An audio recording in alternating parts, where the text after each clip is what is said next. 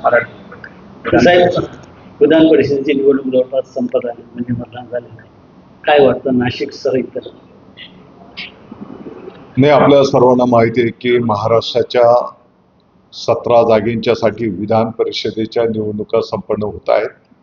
त्यापैकी 6 जागेंवर शिवसेनेचे 2, भारतीय जनता पक्षाचे 2 आणि राष्ट्रवादीचे 2 असे 6 उमेदवार त्या ठिकाणी बिनविरोध निवडून आलेले आहेत.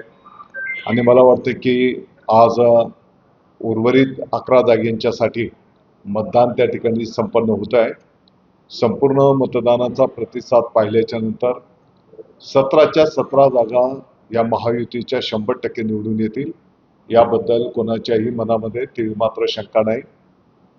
जिथपर्यंत नाशिक विधान परिषदेच्या निवडणुकीचा विषय आहे, तर मला वाटतं की आतापर्यंत 60-70% मतदान त्या ठिकाणी संपूर्ण जिल्ह्यामध्ये यशस्वीरित्या संपन्न झालेलं आहे. मतदानाची आकडेवारी पाहिल्याच्या नंतर 619 मतदानाच्या पैकी 500च्या पुढे मतदान हे महायुतीचं आहे.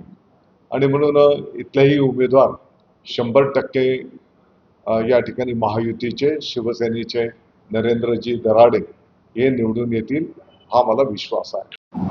काहीतरी जो उमेदवार गोकुळ गीते त्यांनीही जोर लावलं, तुम्हाला जरी शब्द नव्हता, पण रिझल्ट वेगळा लागण्याची शक्यता अशी अनेक मतदारांनी बोलून असा काही विषय होणार नाही. काही अफवा या संदर्भातल्या रुमर्स उठवण्यात आले होते, ही वस्तुस्थिती आहे.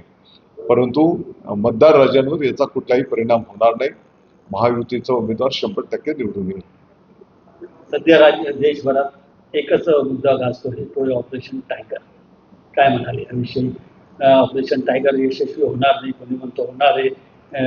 ठाकरे सोबतचे जे खासदार आहेत ते तुमच्या सोबत, म्हणजे शिंदे साहेबांच्या सोबत आलेले आहेत. एकूण काय परिस्थिती काय म्हणजे? नाही, आपण जर बघितलं असेल तर मला वाटतं की मोठ्या प्रमाणात लोकप्रतिनिधींचा विश्वास या ठिकाणी माननीय एकनाथजी शिंदे साहेबांच्या वर त्या ठिकाणी आहे.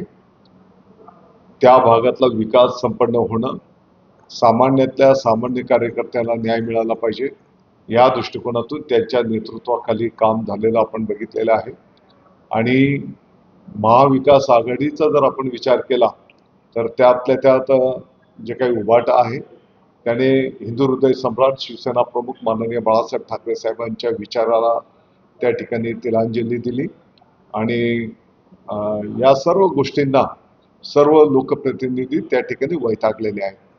आणि म्हणून अनेक जण माननीय शिंदे साहेबांच्या नेतृत्वावर विश्वास ठेवून त्यांच्यासोबत यायला घेत आहेत. खासदारांसोबत आमदारी फुटणार आहे असं म्हटलं जातं. या क्षणाला या विषयांवर भाष्य करणं काही उचित नाही.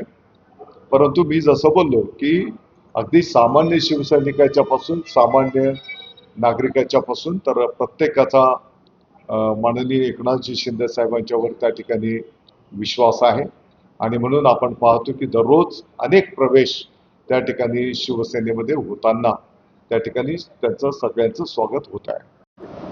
माणसाने किती पातळी सोडली पाहिजे हे त्याचं एक नकारात्मकता उदाहरण त्यांनी समोर आणलेलं आहे. कदाचित त्यांच्या याच वागणुकीमुळे उबाटाला हे दिवस येत आहेत. त्यांनी चुका दुरुस्त करण्याच्या ऐवजी परत परत ते चुका करतायत आणि ते स्वतःला शिवसेना प्रमुखांच्या जागेवर समजतात आणि त्याच्यामुळे हे दिवस आलेले आहेत. त्यांच्यावर गुन्हा दाखल करण्याची मागणी केली जाते, अटक करण्याची मागणी केली जाते. निश्चितपणे या महाराष्ट्राच्या संस्कृती तेच शिकवतात. ही अशी संस्कृती आहे, तशी संस्कृती आहे. ही महाराष्ट्राची संस्कृती शिव्या देण्याचं शिकवते काय? महाराष्ट्राला बदनाम करण्याचं हे काम आहे. विद्यार्थ्यांचे स्वागत चांगल्यापैकी झाले, राज्यभरात झाले, पण अनेक ठिकाणी शिक्षकांची कमतरता जाणवते आहे, विशेषतः नाशिक जिल्ह्यातील. 15 जून विदर्भ वगळता आपल्या राज्यातल्या शाळेंचा पहिला दिवस शाळा प्रवेशोत्सव आनंदोत्सव म्हणून त्या ठिकाणी साजरा झाला. महामहिम माननीय राज्यपाल महोदय, त्यासोबतच माननीय मुख्यमंत्री महोदय देवेंद्रजी फडणवीस साहेब, उपमुख्यमंत्री महोदय माननीय एकनाथजी शिंदे साहेब, उपमुख्यमंत्री महोदय आदरणीय सुनीत्राताई पवार साहेब, आणि मग राज्याचे सर्व सन्माननीय मंत्री महोदय, सन्माननीय खासदार महोदय, सन्माननीय आमदार महोदयांच्यापासून तर अगदी गाव पातळीवरच्या सरपंच महोदयांच्यापर्यंत